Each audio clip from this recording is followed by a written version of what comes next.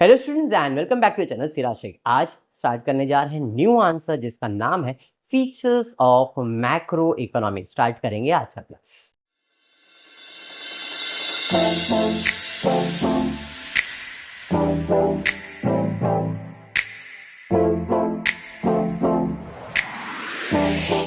Previous class में मैंने आपको पढ़ाया था स्कोप ऑफ मैक्रो इकोनॉमिक्स। आज की क्लास में हम पढ़ने वाले features of macro economics.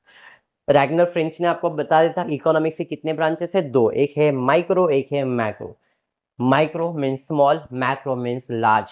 In the previous class macro एक ग्रीक वर्ड था जिसका नाम था मैक्रोज।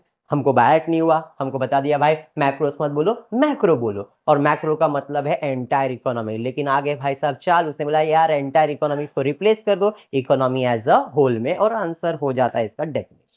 फिर मैंने आपको बताया था scope of macro economy, theory of देगी क्या, तो theory of distribution, theory of economic growth and development, theory of general price level and inflation and theory of economy and employment. ये चीज हमने पिछले क्लास में किया। आंसर्स में क्या क्या लिखना है सिंपल सा पॉइंटर्स मैंने आपको दे दिया था। आज हम स्टार्ट करने जा रहे हैं न्यू आंसर जिसका नाम है फीचर्स ऑफ मैक्रो इकोनॉमी। अब ये जो फीचर्स है हम माइक्रो के साथ ही कनेक्ट करेंगे। माइक्रो में सबसे पहला फीचर आपने पढ़ा था स्टडी ऑफ इंडिविजुअल। यहां पे हम पढ़ने वाले सब के बारे में। तो पहला पॉइंट है स्टडी ऑफ एग्रीगेट।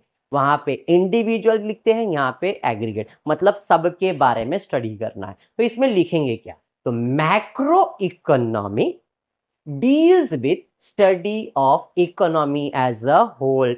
डेफिनेशन में ही था हमारे। तो macro economy deals with the study of economy as a whole. Macro economy deals with study of economy as a whole. Second point इसके अंदर हम लिखेंगे it is concern with aggregate. ये किससे कंसर्न है भाई, इसका लेन देन किससे होने वाला है, सबसे होने वाला है। It is concern with aggregate concepts such as national income, national output, national employment। national word add कर दो मतलब आ गया तुम्हारा मैक्रो इकोनॉमी। तो सेकेंड पॉइंट हम लिखेंगे इट इज कंसर्न। भाई साहब किससे कंसर्न है, भाई साहब किससे कंसर्न है, तो एग्रीगेट इकोनॉमी से कंसर्न है। It is concern with aggregate concept such as national income, national output, national employment. दो पॉइंट लिख दिए बस हो गया। नेक्स्ट है जनरल इक्विबिलियम एनालिसिस। अगर आपको याद होगा माइक्रो इकोनॉमिक्स में हमने पार्शियल इक्विबिलियम किया था। पार्शियल मतलब एक के बारे में स्टडी कर रहा था, ये भाई साहब एक के बारे में नहीं सब के बारे में स्टडी करने वाला है। जनरल इक्विबिलियम लिखेंगे क्या, word macro economy deals with याद करो हमारा ऑथर का नाम वही डील्स विथ उसने लिख दिया था। तो macro economy deals with behaviour of large aggregate and their functional relationship। macroeconomy deals with a behavior of a large aggregate। Macro economics किससे कंसर्न है, कंसर्न दिया था यहां पे वर्ड यूज किया है deals with behaviour of large aggregate and functional relationship, और वो कैसे काम करते हैं उसके बारे में ही हम बात करते हैं। मतलब किसी एक चीज के बारे में बात नहीं करेंगे, हम किसके बारे में बात करेंगे, सबके बारे में। भाई तेरा प्रॉब्लम क्या है, तेरा प्रॉब्लम क्या है, तेरा सबका प्रॉब्लम सुनेंगे और उससे रिलेटेड कॉमन एक आंसर निकालेंगे जिससे सबका प्रॉब्लम सॉल्व हो सके। तो यहाँ पे macro economics deal with the behaviour of large aggregate, सबके बारे में, एंड देयर फंक्शनल रिलेशनशिप। और एक पॉइंट इसके अंदर मैं ऐड कर रहा हूं general equilibrium deals with the behaviour of demand and supply. देखो सेम, दोनों में सेम लिखा है। Macro economics deal with behaviour. General equilibrium लिखो या macro economy deal with the behaviour of demand and supply and the price in the whole economy. Same to same word लिख दिया, काम हो जाने वाला है। जनरल इक्विबिलियम डील्स लिखो या macro economics deal with the behaviour of demand and supply. Macro economics deal with the behaviour of large aggregate and then function. दोनों पॉइंट में सेम कर दो, आंसर भी अच्छे से लिख सकते हो।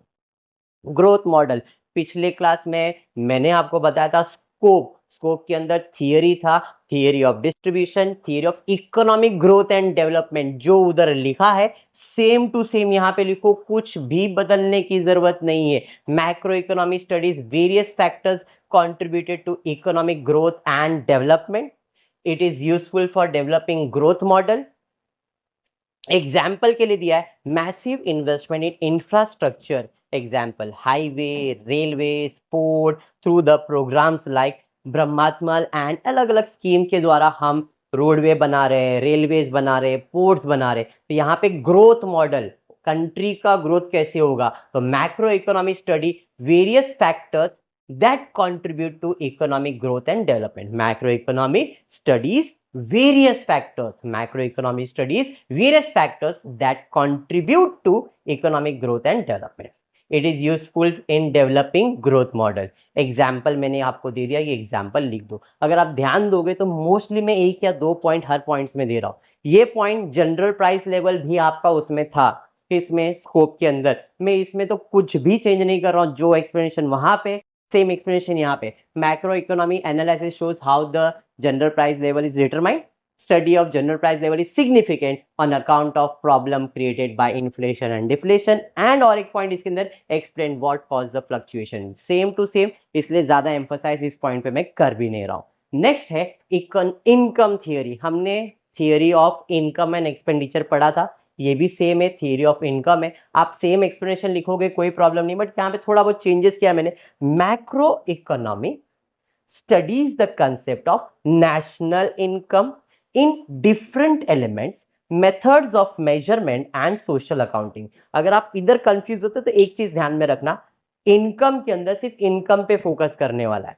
किसका इनकम, एक इंडिविजुअल का नहीं, पूरे कंट्री का नेशनल इनकम क्या होगा। तो macro economy studies the concept of national income. Sir मेरे को इतना लिखने का, बस हो जाएगा, कोई प्रॉब्लम नहीं, क्योंकि सेकेंड पॉइंट में और डेप्थ में हम लोग जाने वाले। Macro economy deal with aggregate demand and aggregate supply. कहीं ना कहीं ये पॉइंट भी हमने पढ़ लिया था यहीं पे जनरल इक्विलिब्रियम के अंदर। क्या पढ़ा था, with the behaviour of demand and supply. बस इसी चीज को अपन ने बदल दिया, क्योंकि जब डिमांड और सप्लाई आएगा तो कहीं ना कहीं इनकम जनरेट होने वाला है। तो यहाँ पे macro economics deal with aggregate demand and aggregate supply.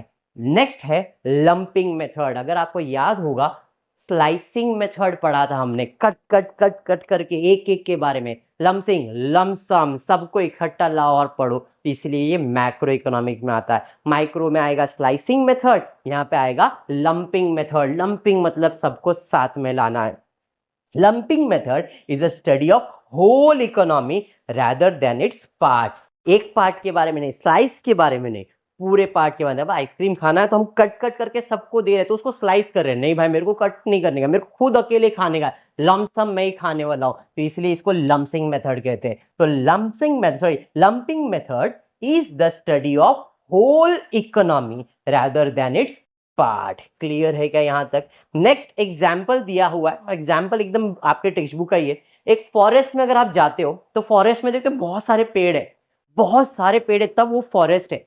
एक पेड़ रहेगा तो फॉरेस्ट बनेगा क्या? नहीं। तो यहां पे भी सेम है। According to the professor, forest is an aggregation of tree but it does not reveal the property of an individual tree. इसी को कहते हैं लम्पिंग मेथड। मैंने एग्जाम्पल दे दिया था आइसक्रीम वाला, आपको वो लिखने का तो भी चल जाएगा।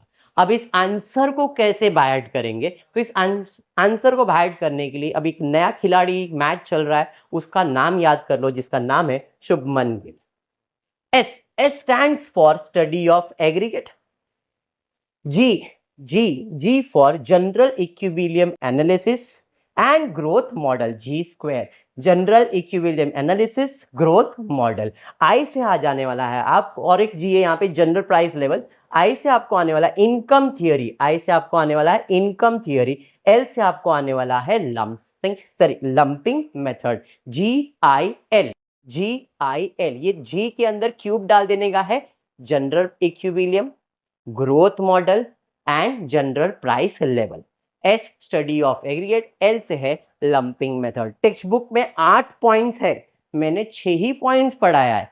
बोर्ड में 4 पॉइंट या 5 पॉइंट लिखना होता है मैक्सिमम, इसलिए मैंने कम भी कर दिया है टेक्स्ट बुक के पॉइंट्स, ताकि एक्सप्लेनेशन भी समझ जाए, आंसर्स भी बैट हो जाए और आपको तकलीफ भी नहीं हो। ये जो नोट्स मैं आपको दे रहा हूँ, मैं सबको बोलता हूँ वीडियो का स्क्रीनशॉट ले लो और नोट्स बना लो, आपको बहुत हेल्प होगा एग्जाम्स के टाइम पे याद करने के लिए।